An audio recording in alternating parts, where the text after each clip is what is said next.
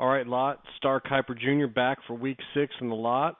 Back home in the Star Vegas Inc. studios.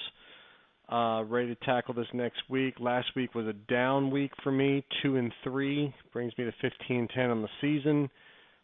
Stinker ruined Kitty's perfect season.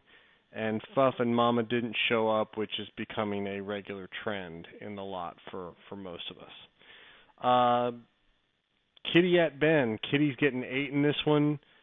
Reed's hurt. He's in the concussion protocol. There's bad matchups everywhere else up and down that lineup. For Ben, Hopkins should deliver against a bad Indianapolis secondary. Greg Olsen should destroy the Saints, as he seems to be Carolina's only reliable weapon. And look for Shady McCoy to exact some revenge on Chip Kelly and San Francisco this weekend. So I've got Ben to win and cover. Mama at Scoresman. Scoresman's getting 7. For Mama, I like Bortles versus Chicago, and obviously Allen Robinson to go along with that. DeMarco Murray might be the best running back in fantasy football. He delivers every week what you expect. They've got a good offensive line. They're running the football well, so I look for that to continue. Marvin Jones gets a beat-up Rams secondary. They're missing their best cornerback, so he might be able to do some good work there against Los Angeles. For Scoresman, when's this team going to realize that they are who we thought they were?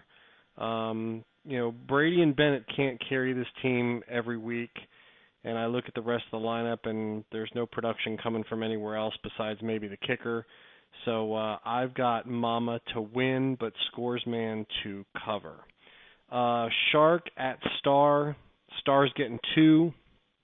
For Shark, Bell should go nuts against Miami. Charles should finally pay off for the high draft pick there, playing against a bad Oakland run defense. And I like Fitz and Cooks in those matchups against the Jets and against Carolina. They should be solid.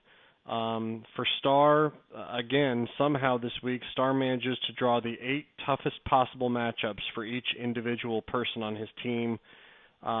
So maybe that strength of schedule thing does matter when you're scouting players. But anyway, Shark wins and covers. Outlaw at Hooley. Outlaw's getting 5. For Outlaw, it's the same old story. You've got David Johnson, and then you pray for 3 defensive touchdowns from Pittsburgh. That's pretty much all you can hope for. On Hooley's side of the ball, I do like Lamar Miller this week against Indianapolis. They don't stop the run very well. You got to think that Gronkowski's going to come around with Brady back here eventually. I know he's still a little banged up, but look for him to start producing. And then I really like Ryan Matthews against Washington, who doesn't seem to be able to stop the run either. So looking at that matchup, I've got Hooley to win and cover. Lastly, and there is no game of the week. There's no more game of the week, period, in the Lot, because much like Stinker's Icon, most of the teams in this league look and smell like dog shit. So there will be no more game of the week in the Lot for the rest of the year.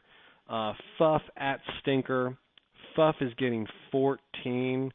I take back what I said about Stars matchups.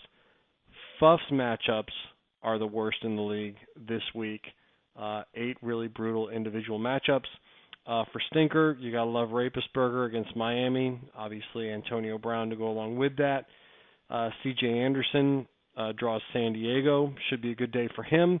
And the Texans' D could potentially rack up about 15 sacks against Andrew Luck and that non-existent Colts offensive line. So with that being said, I like Stinker to win and actually cover the 14 points. That's all I've got for Week 6. On to Week 7. See y'all. Bye-bye.